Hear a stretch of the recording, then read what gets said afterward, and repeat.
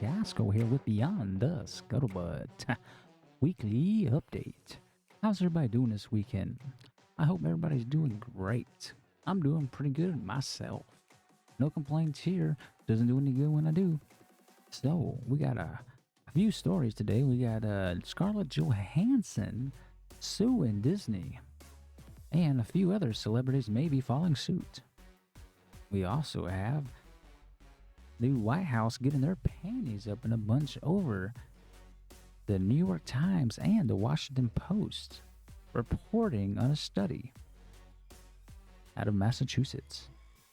And also we have a Texas police officer hailed a hero for saving an 18-year-old woman from committing suicide, but in the way that he did it got him administrative leave pending an investigation. So first, let's get on to the Scarlett Johansson story, as that seems to be one of the more interesting ones to me.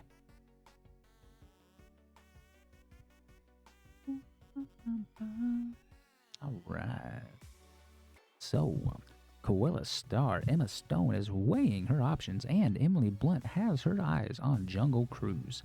Figures as other actors are expected to join Scarlett Johansson in her $50 million Black Widow payroll with Disney. Oh yeah. A lot of celebrities are getting a little antsy on the dollars right now, which is a kind of a stark contradiction of how they were feeling not too long ago, when they were talking about everybody should be doing their part because COVID has been so bad for everybody. So they want everybody to do their part as long as it doesn't affect their paycheck.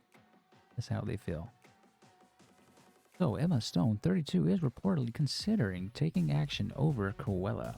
She played the lead in the May 2021 Cruella, which was released on Disney Plus at the same time as the US theaters, and has a deal with Disney on box office royalties. Now that's what most of this is about.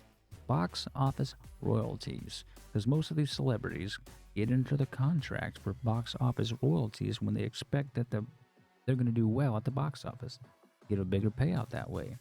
But if they don't, then they lose out a little bit, but that's the gamble that you made, and COVID kind of messed everything up for everybody. And trust me, everybody is taking a hit. It's not just the celebrities, it's everybody around the world. People are losing their homes. People can't feed their families right now. But, what's more important are these celebrities getting a little bit of their extra cash because their films didn't do so well in their, respected avenues that they wanted to do it. All right? Now, I can't help it. Most of these people are going to go to streaming services now. It's more convenient. People want on demand. And what's more on demand than that? I mean, I was praising that for a while when they said they're going to take it from the theaters and put it on streaming services. I mean, heck, that's a hell of a deal. Especially when you're somebody like me who has 6 people in their family. A trip to the movies for us is $50. So that $30 that we got to spend over on the Disney Plus is not that bad at all. Now, if you only got 2 people in your family, that $30 ain't much at all. That $30 is like, come on, we might as well just go there ourselves. But I digress. Emily Blunt, 38, is also said to be keeping a close eye on the release of Disney film Jungle Cruise this weekend, which I should be watching and giving you guys a review on here shortly. Agents and insiders said the floodgates are opening in Hollywood following Scarlett Johansson's war with Disney. Johansson, 36, sued Disney Thursday, claiming she lost earnings from Black Widow being released on Disney Plus at the same time as it debuted in theaters. She's claiming she's lost about $50 million because of this. Hey, it's the gamble that you made. Did you make a 100% guaranteed deal in your contract that Black Widow was going to be strictly a theatrical release? I don't think so. And I think that's going to be the case in most of these. Now, granted, they're like, well, we didn't expect this to happen, blah, blah, blah, blah. But you know what? Nobody expects anything to happen. That's the gamble you made when you made your contract. Make better contracts. Make better deals. Gerard Butler sued New Image Millennium Films Friday, claiming he is owed at least $10 million for the 2013 action film Olympus Has Fallen. That's 2013, all right? That's like 8 years ago. And he's just now suing him for it? Wow. They're just coming out of the woodworks. I bet he spent a lot more money over this COVID pandemic than they expected. They lived their luxury lifestyles while all of us were having to stay home and not do anything. Stars are unhappy that studios have decided to start streaming big blockbuster movies in place of or alongside theatrical release because of COVID. It's not just going to be because of COVID. This is going to be a normal thing. Yeah, granted, they're going to lose money out of it, but I mean, come on. Why should you be getting paid $50 million for a movie? $70 million for one movie? $100 million for one movie? All right? The movie that takes you, your total part, less than a year.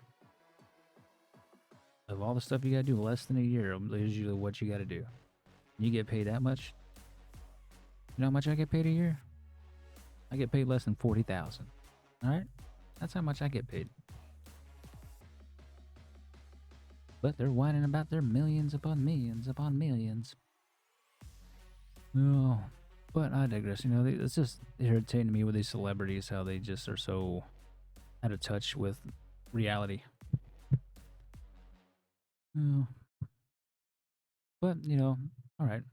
I'm done with the whole celebrity thing. Let's go ahead and we're going to move over to the New York Times and the Washington Post. And their study, and that got, the White House all sorts of riled up. So, from the New York Times and the Washington Post, this story is actually from the Daily Mail. Now, make up your mind. Make your mind up. White House slams Washington Post and New York Times for completely irresponsible tweets that misrepresented the CDC's Cape Cod study on Delta spread that Biden then used for a U-turn on mask advice.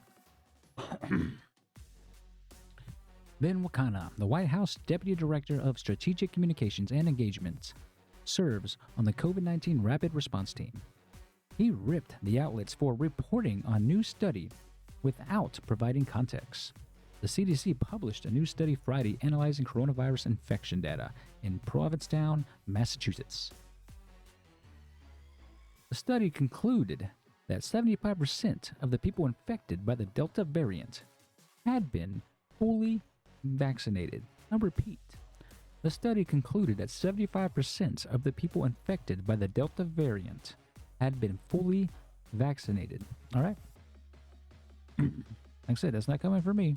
That's come from the Washington Post, the New York Times, the Daily Mail, and also the CDC. The Washington Post and the New York Times reportedly obtained internal memos from the CDC, which in part cited that Provincetown study. The outlet warned that the Delta variant spread as easily as the chickenpox. Did you hear that? This Delta variant spreads as easily as the chickenpox, which is pretty easily. And they are, like I said, the White House is all freaking out about it. They don't like anything that goes against what they say, and they're trying to sell these news outlets what they can and can't say. They're calling them liars, trying to disprove what facts they're out there. If they would have done this in Trump's era, they would have went, well, no, actually they did. I think they did do this in Trump's era, and they did go crazy about it. They went off the rails about it. But this is the Biden administration, so,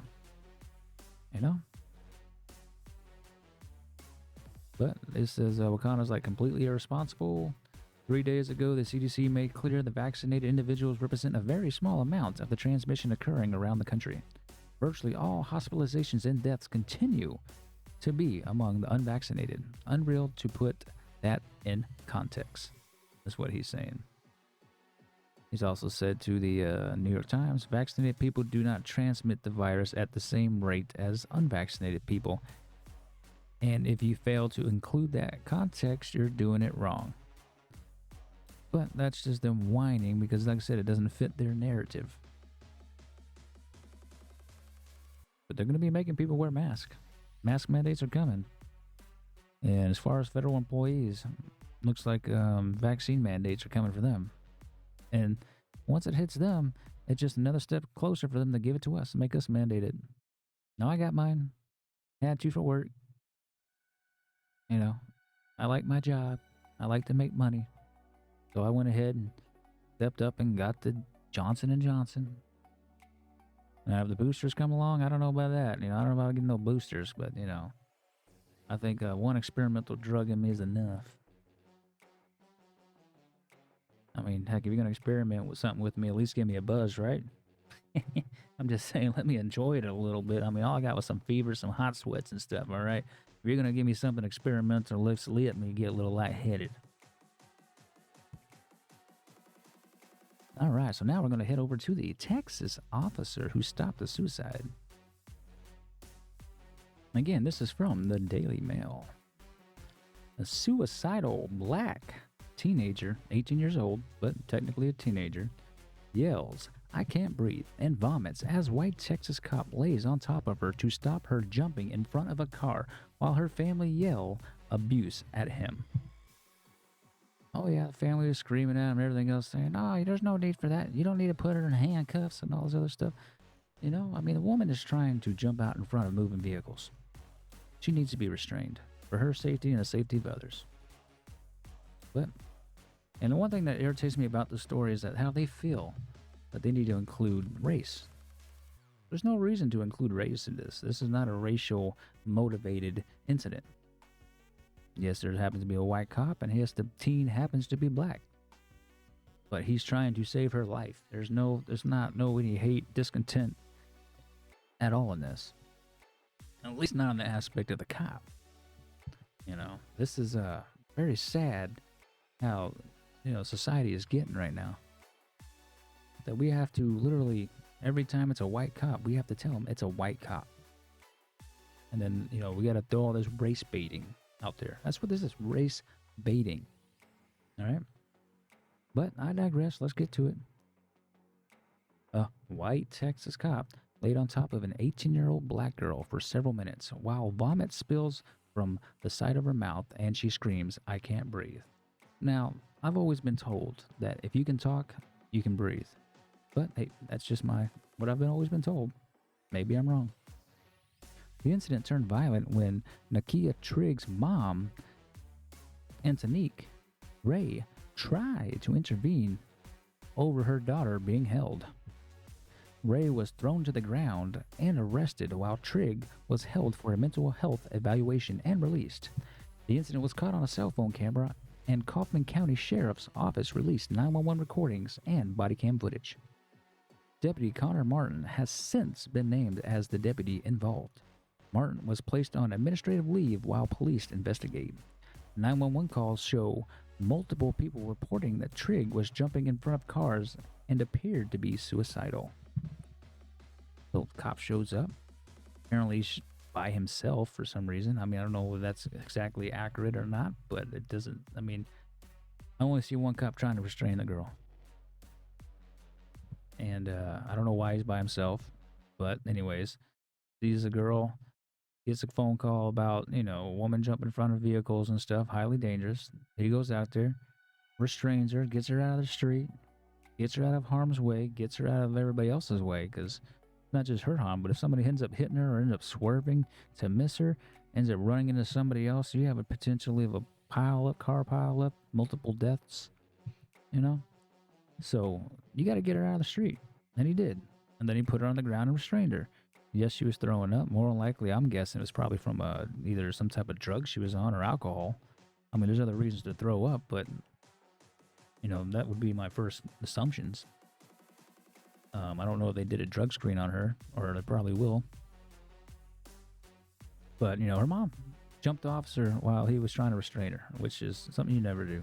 All right? I don't care what's going on, unless he's literally sexually assaulting or literally, doing something that's going to kill her. Then, yeah, okay, by all means, step in. That wasn't happening. But, I understand mother's instincts. My wife, she'd probably do the same exact thing.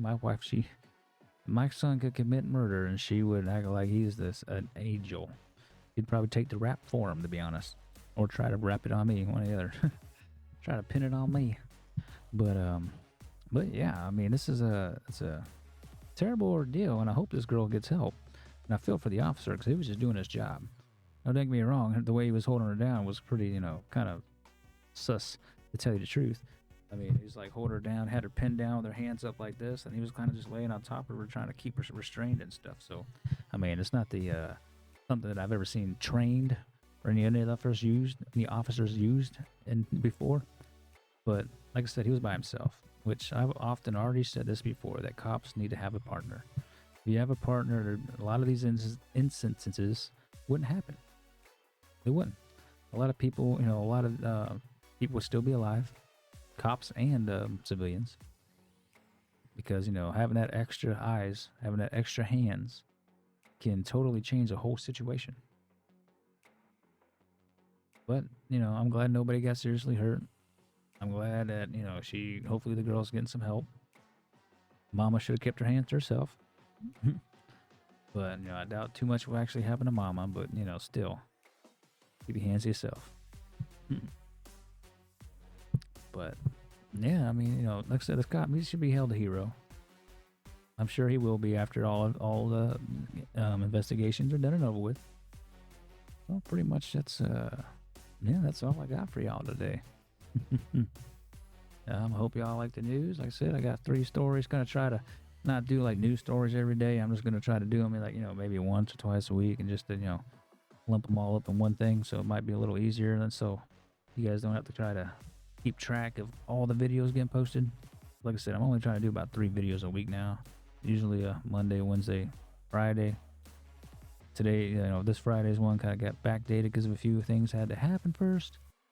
But yeah. Well, thanks for tuning in, everybody. Really enjoy y'all.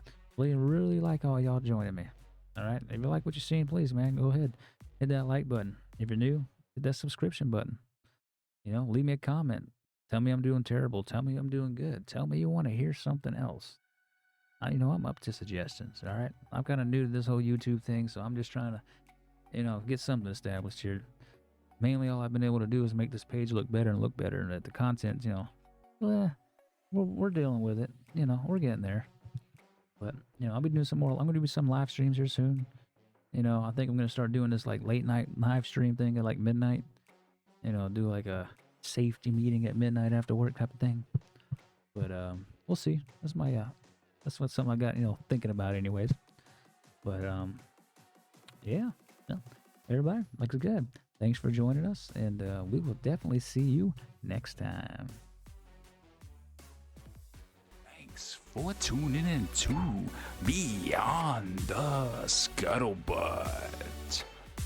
If you like what you saw, please smash that like button. If you haven't already, subscribe. And as always, we encourage everybody to comment down below. Thanks, and we'll see you next time.